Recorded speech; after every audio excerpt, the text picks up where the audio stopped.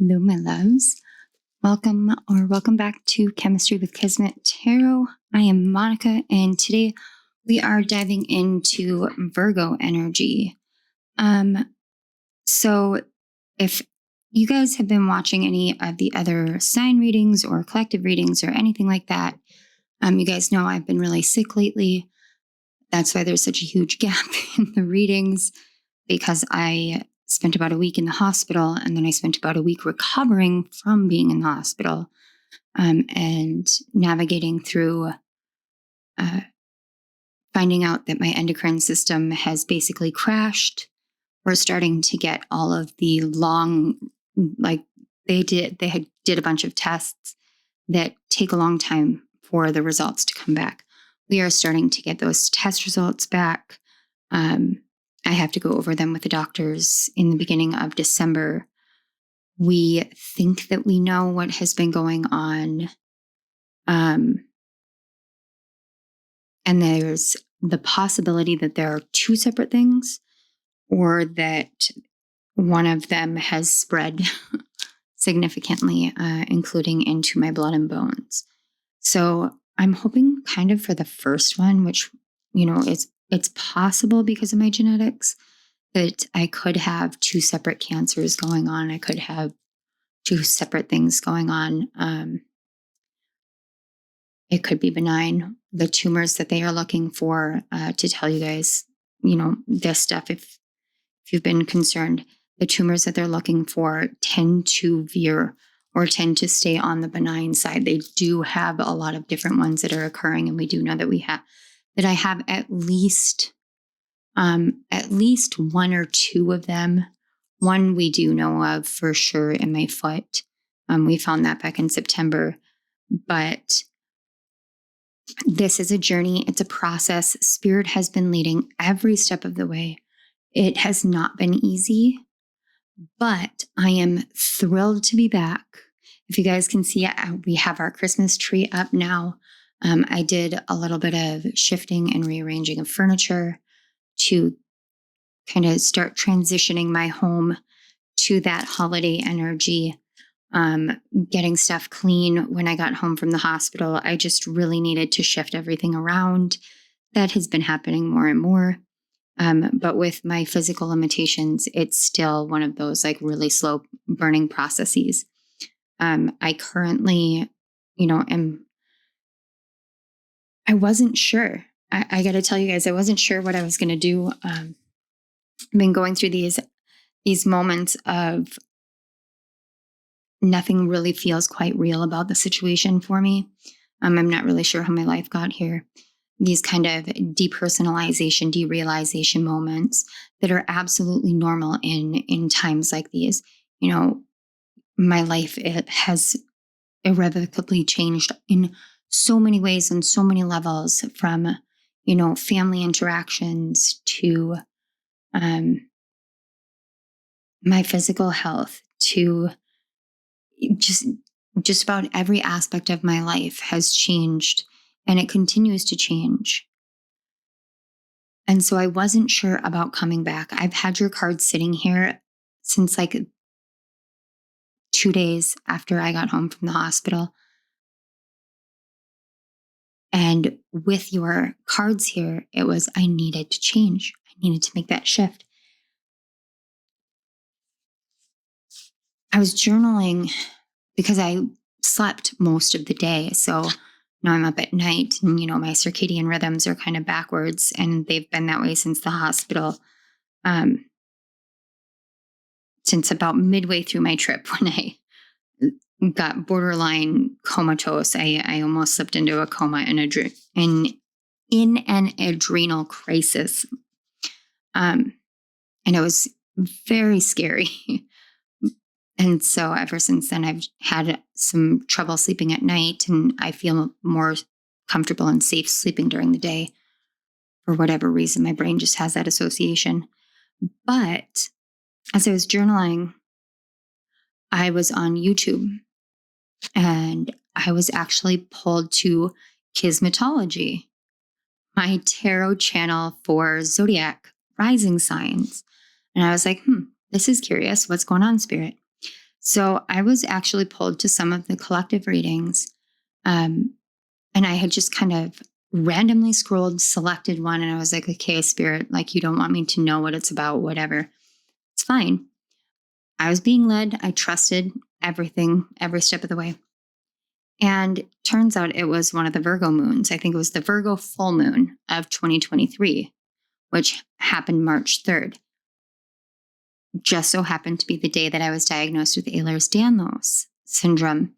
And everything that I talk about in that reading as I'm crying with the changes that are occurring, those were all incredibly relevant to why I ended up going into an adrenal crisis to begin with, because the very first doctor that saw me did not believe that I had Ehlers-Danlos over fibromyalgia, challenged my diagnosis, challenged my primary care doctor, challenged the date and year I gave to her, and then refused to treat me in the hospital.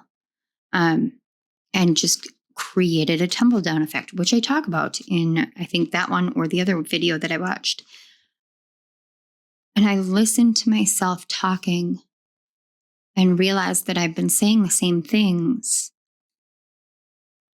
And then I realized I talked to you guys about some of the symptoms of adrenal insufficiency that I didn't realize were symptoms of adrenal insufficiency.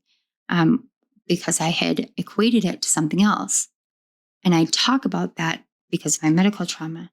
And I was amazed that I've talked to you guys or talked to, my subscribers on the other channel about all of that. As I was coming, to the end of that, I was like, okay, Spirit, thanks. And then the next video started up. And it was like the next one on the top of the collective readings list or somewhere in that area, Virgo new moon. And I was like, Spirit, what game are we playing here?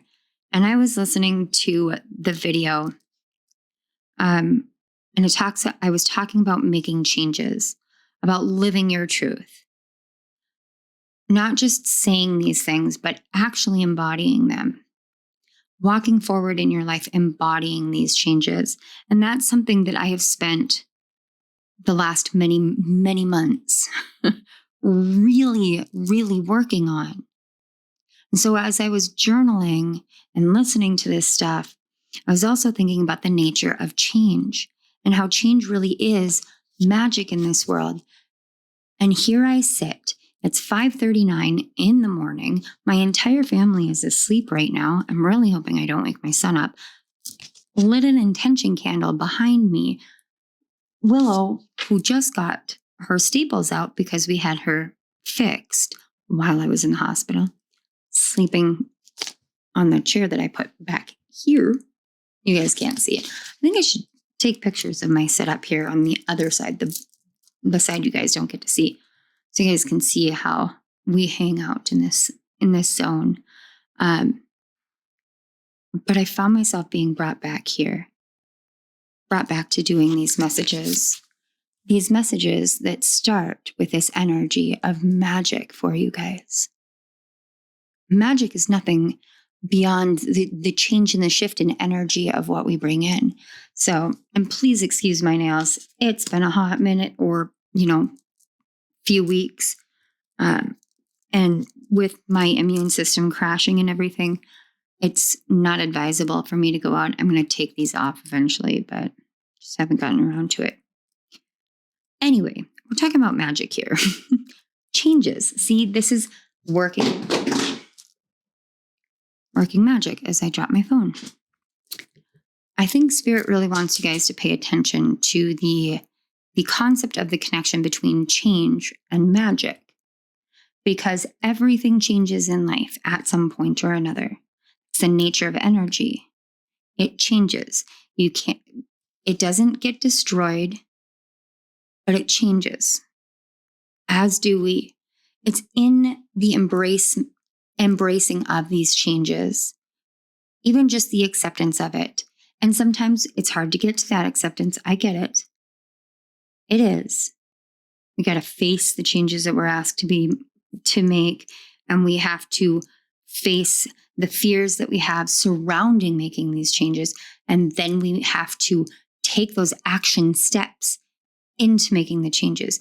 And it can be difficult, especially when you've gone through all of these changes in the past and the result was not what you had expected. And I talk about that in the last reading that I had watched for myself from Kismetology is about attachment of expectations. And during that time, I was able to channel it, but I hadn't fully grasped it for myself.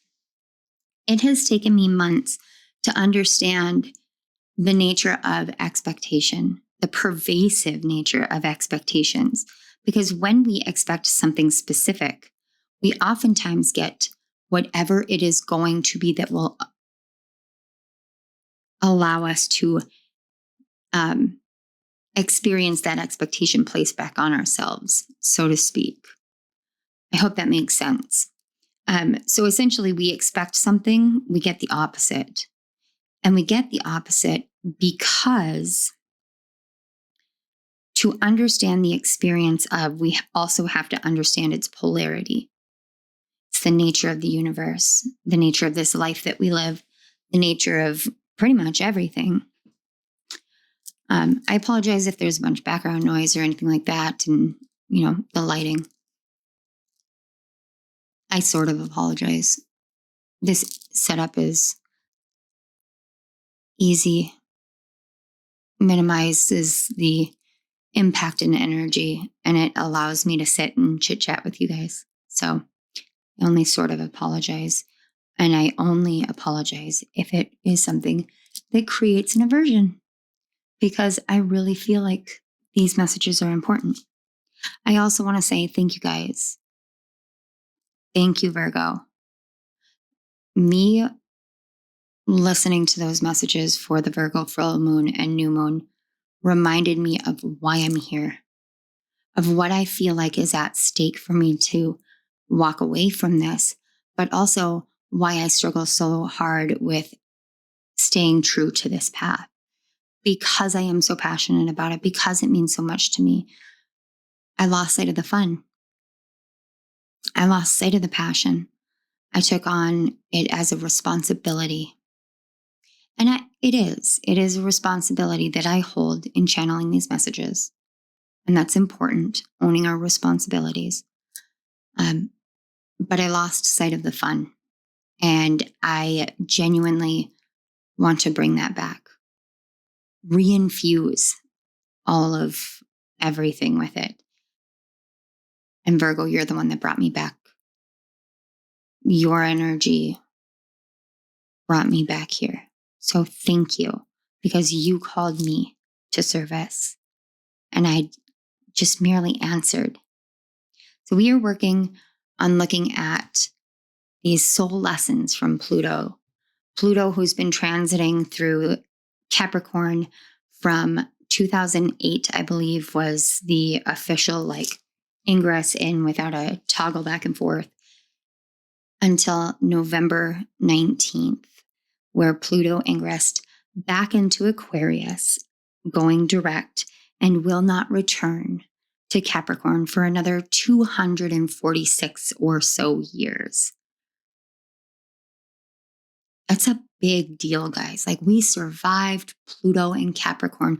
We survived Pluto's return to the US degrees. We survived it all. There's no one alive who can say that they did that the first time, because it's been so long. It's the nature of Pluto's transits. The message that Pluto wanted us to be aware of has to do with both Plutonian energy, but also the divine feminine. And the message was, she who walks in height and depth, healing the soul and collective debt. That is what Pluto's transit through Capricorn was focused on. The nature of Pluto and Pluto's orbit that goes above and below the horizontal line, or the equatorial line of the planetary plane. or the celestial plane. So Pluto's, here we go. This is a celestial plane. Pluto's transit goes up and then below. And that's one of the reasons why Pluto is not considered a planet, which I disagree with. But that's because Pluto is my favorite. But we're going to heights and depths, just like the sea goat. It can go to the bottom of the ocean and the top of Mount Everest. Up and down, we can experience these extremes. We can walk these pathways. And as we do that, we learn and we grow and we change and we get challenged. The pressurization below in the depths of the ocean, down in the deepest abyss, as well as the thinning of the air and the cold and the wind at the top of Mount Everest. And we do these things in whatever metaphorical way they mean. We do these things because we're healing bits and pieces of us that have been broken for far too long. Virgo, you can be so practical, so logical, so rational. My husband is a double Virgo with a Taurus kicker. He is as earthy as you can get. And he is incredibly logical. And that there's a magic to that. There really is, because I see the way that he thinks about things like business management and business flow. And it astounds me, it amazes me, because he's thinking 10, 20 steps ahead all the time in his job, all the time. And I've learned so much from him about seeing things in that very Virgoan way. He's taught me a lot about that. But there's also a magic to the heart space and bringing the heart space into that. And so we're working with this energy in Capricorn that is 4 houses away from you. So if you are a Virgo rising, this is your 5th house. Capricorn that can experience every avenue of emotionality because it's the most emotional of the earth signs. It can understand because it can see all these extreme places, but it knows its duty. It knows its job. It is that higher level octave of Virgo. That's that energy that you strive to, that magic that you can too often say, I reject, or bring it more into my life, but you keep it shrouded, clouded, cloaked, as though ashamed at times. There's nothing shameful, though, about the movement of energy and about magic. And so Pluto moving through this energy, especially if you're a Virgo rising, it's moving through your 5th house. It's moving through this house of romance and childhood and children and pleasure and self-expression. And it's asking you and challenging you to learn a new way of being, to learn a new way of seeing love, to learn a new way of moving in your inner world with your inner child, but also as parents, learning new ways of addressing them, learning how to bring the magic of emotionality to your rationality. Because in that, you build those connections when you move into the 6th house of Aquarius with your health and your wellness and your self-care and your job or your job or the things that you do out in the world of service to others. This is the way that Pluto is carrying that energy forward for you. And you're actually the first sign that I've gotten a forward focused message about that. which is pretty freaking cool because that tells me that you have really taken up that shift, that new beginning energy. And that's awesome. Thank you. So we're working with that here in this reading. So we have these 4 tarot cards here, and it's the Sacred She Tarot. As you guys can see, these are all of the cards that we're working with today. I just figured I'd leave the boxes out for you if anybody gets interested. I designed it surrounding the critical degrees of Capricorn. So every planet shares the same 2 critical degrees, the 0 degree and the 29th or the anaretic degree. After that, cardinal signs, fixed signs, mutable signs, they each have their own critical degrees. So for cardinal signs, which is what Capricorn is, the critical degrees are the 13th and the 26th. So we have the 0 degree, which is a brand new beginning. This is the beginning of a generational change in your life. Then we're moving on to the 13th critical degree. This is the first one that comes before the challenge aspect of Capricorn itself. So we have that building energy, that to heed a calling. So this goes back to a time where I want to say it would have been right around 2013 or so, where there's this hyper pressurization of there's a change that needs to be made in life, and you know it needs to be made, but you don't want to make it.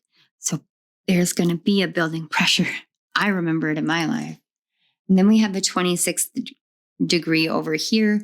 This has a special place in my heart because it just so happened to coincide when I wrote the Planetary Retrograde or the Renegade guidebook series back in 2022. And Pluto was the first one, as Pluto was transiting that 26th degree in the year that Pluto made the return to the US degrees. So this is about the point in which you surrender to that inner transition. This is that point where you realize, I have a greater calling, I have a greater purpose, I have this greater transformational goal that I can do. And you just say, okay, I'm going to do it. Then we have the anaretic in the 29th degree. This is where the transformational death has come. And guys, I tell you what, like Pluto was moving through this degree the entire time I was in the hospital in my 6th house of health and wellness. I am like, you can't even make this shit up. This 29th degree can come in a multitude of ways. I personally choose to see the anaretic degree as this like super powerful, magical, transformational place, but that doesn't mean that it doesn't come with its own challenges. Pluto challenged me to my core, to my absolute core at the end of this journey. So think back to the beginning of November up through the 19th. This is that pressure, this transformational death that we're all still recovering from. Collectively, we're still recovering from this, and we will be for some time. That is what we're going to address here.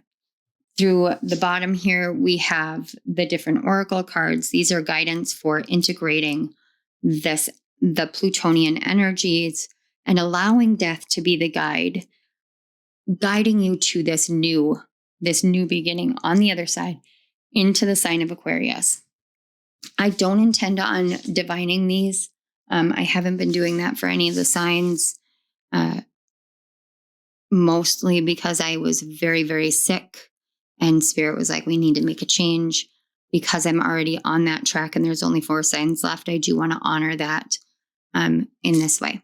So let's find out how this began for you, Virgo. We have the High Priestess, or in this deck, it is the unknowable. Again, it resonates so much with a year ago with the messages that I listened to. Moving into this energy, this phase, whenever Pluto comes into a sign for the first time, like really makes its entrance into a sign for the first time, which we are literally like, as I'm filming this, it's because it's the 23rd,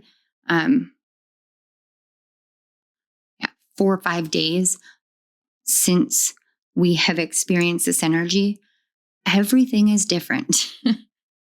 And we might not even know what's different, but everything is different. There can be this feeling of, I have no clue what is going on. And that is when you're steeped deeply into not just the high priestess energy, but the high priestess is also the moon energy. So now we're in those cycles and those phases and that flow and that change constantly. That magic of the moon. This is deep divine feminine energy coming to you, Virgo. And you're represented by Narcissus, which is crazy to me because you are a divine feminine energy naturally, because you are earth energy. But because the story of Narcissus and Echo are tied to you guys, Narcissus actually takes precedence for a very important reason. Narcissus was cursed and died because he fell in love with his own reflection, because he did not know his inner world. And that was a prophecy that was spoken over his life, that he would die young if he did not know himself.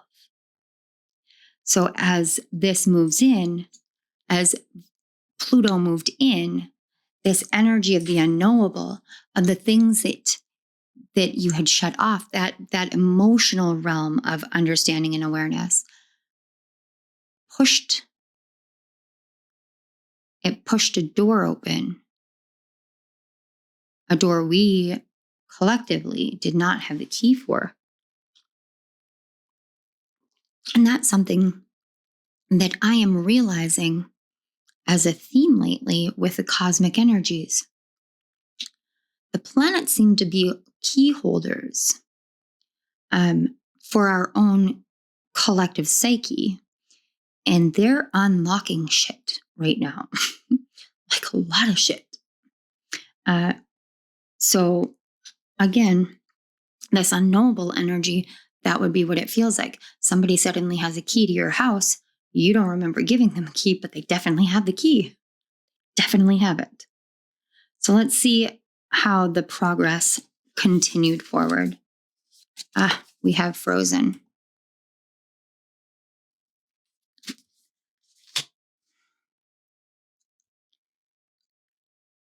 Life gets heavy. And when we have the unknowable, it's literally like face it or run from it. And as there's this running energy, this building energy that says there's a change that needs to be made, we didn't open that door, or you didn't open that door. And so as this builds and builds and builds, it's time to jump into the unknown. It's time to express or accept this part of you, because this part of you is important. Now this part that's frozen, this very childlike energy, what we think is peaceful is really just frozen because we don't know how to deal with it and we don't know how to face it. So we put it in a box. We put it on ice. You froze yourself from experiencing the unknowable. And I love how it does really look like a winter scene on that one. Let's see what changed with this inner transition. The awakening of the intuition into the deep, deep, deep realms.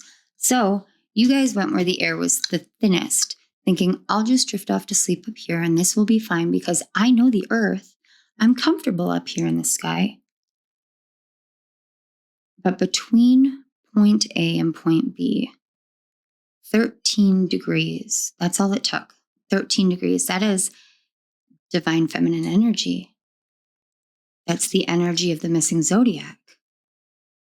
The energy of healers, of the secrets, of the things that we don't look at because we're scared to. in that liminal space, as the challenge point, the Ides of Capricorn were crossed, that 15th degree was crossed and focused on. And you saw, what am I running from? Why am I doing this? Does this benefit me?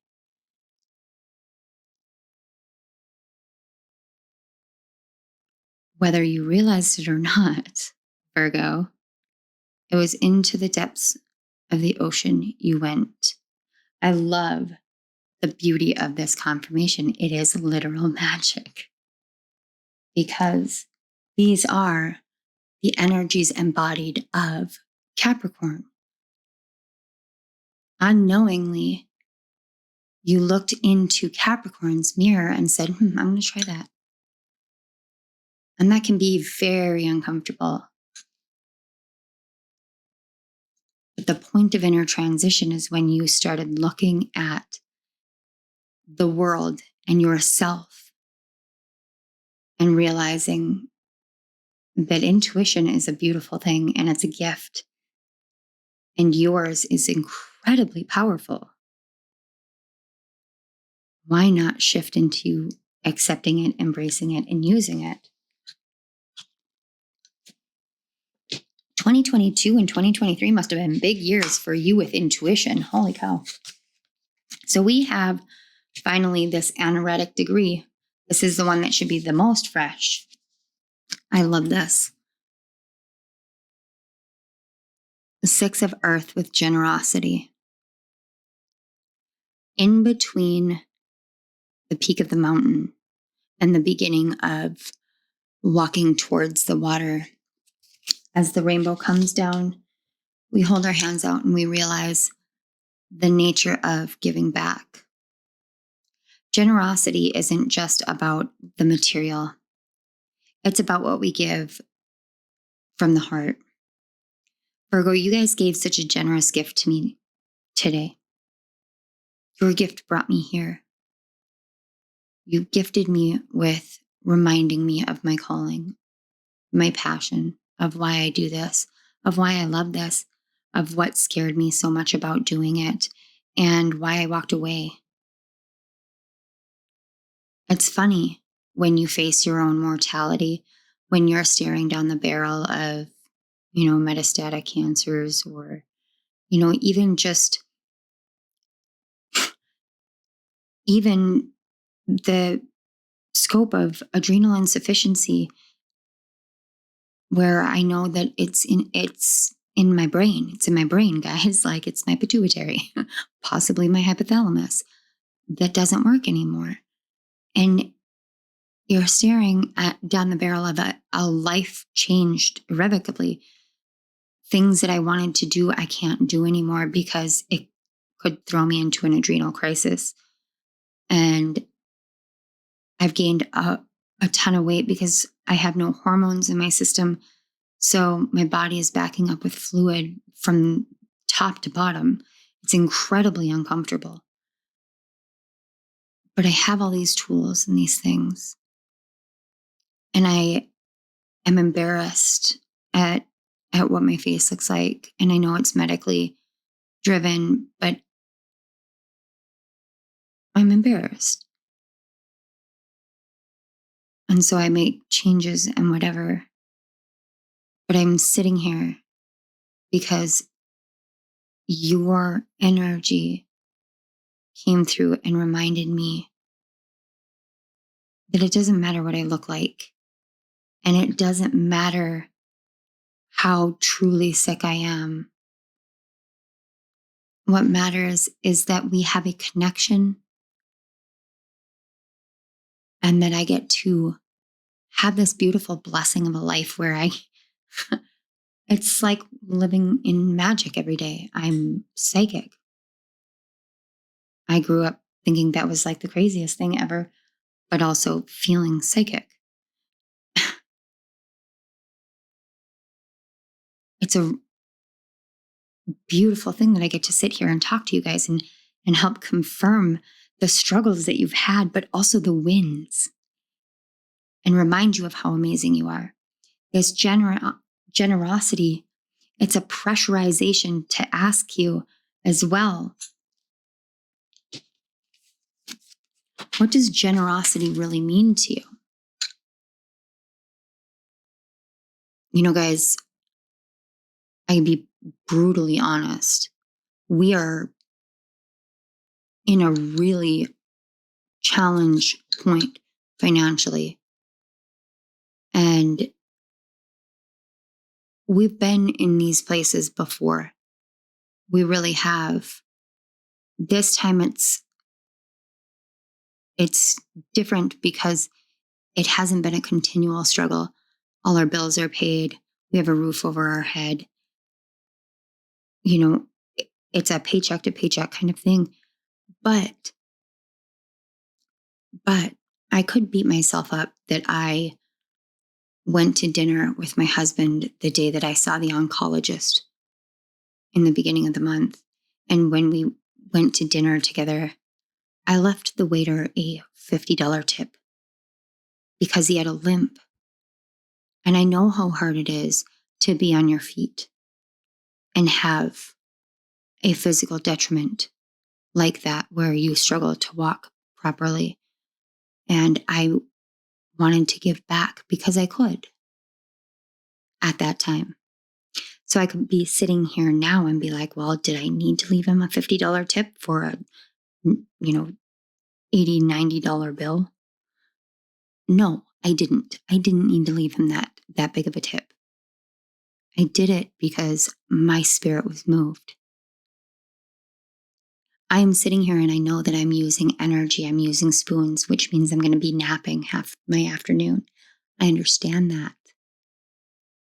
But I also know that my boys are going to be at the shop playing magic like nerds.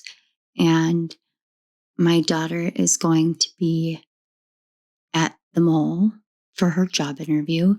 And my other daughter is going to be doing her play. So I have the energy to give. That's the nature of generosity. So the pressure here is to ask yourself, when you're in dire straits, when things are falling apart around you, when nothing seems to be going right, when you are struggling to even live from one paycheck to the next, which, guys, I get it. I understand.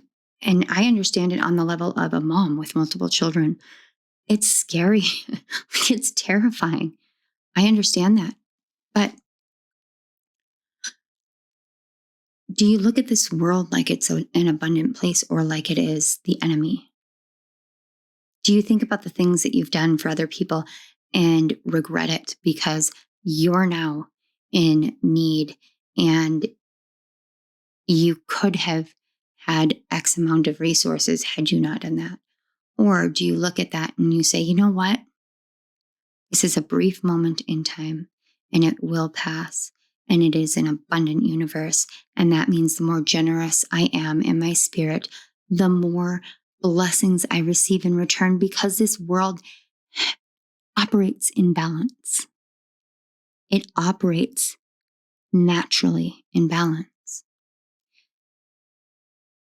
The transformational death that has come is one in which the generosity of spirit that you hold does have a balanced return.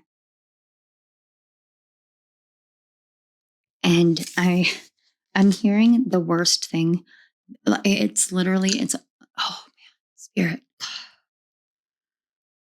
I heard hurry up and wait, which is profoundly triggering for me. And spirit knows it. So much so that my side now hurts because it's very stressful, because that's the phase I'm in medically, the hurry up and wait of it all.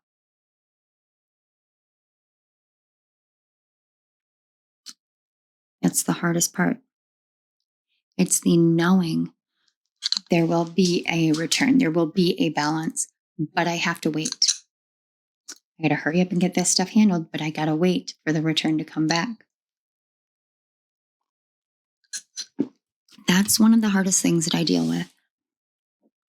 So I do resonate and understand that, Virgo. I genuinely do.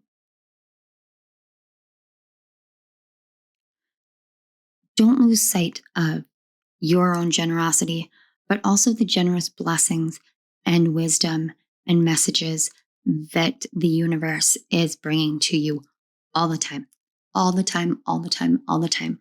I'm literally seeing guides and fairies and like angels, just like all sorts of spirit energies and what have you, all over the place, just like dropping little things here and there for you.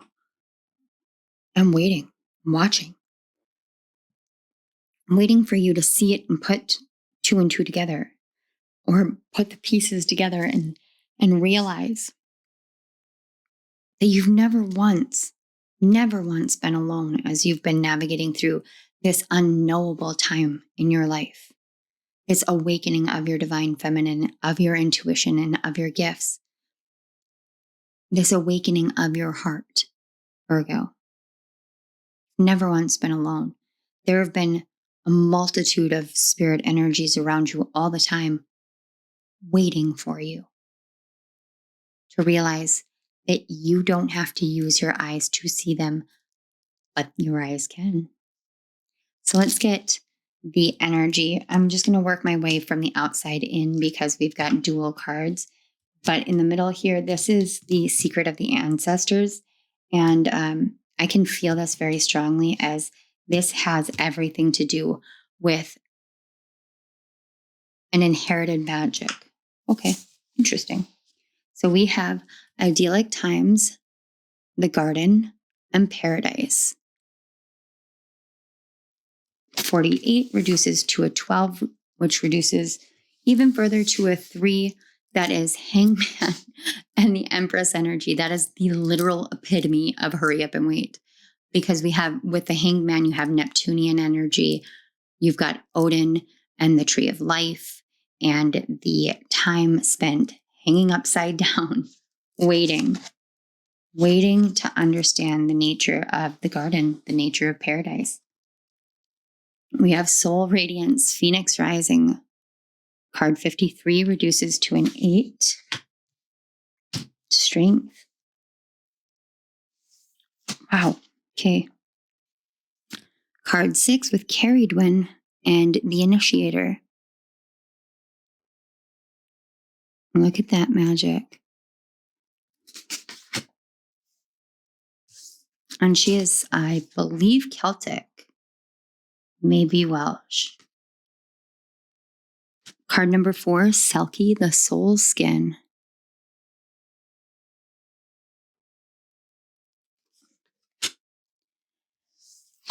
All right. And the message finally from your ancestors. We have the card 23, Root of Fire, Risk It All.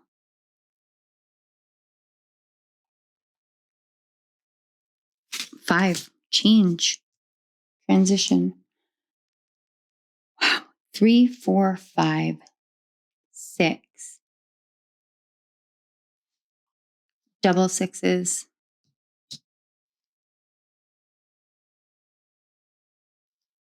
3 sixes. 2, 3, 4, 5.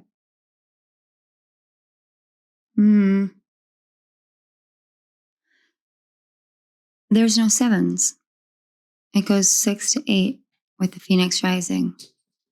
You don't need to look. You already know. 44:22 on the clock. You don't need to look. You already know. Embrace it.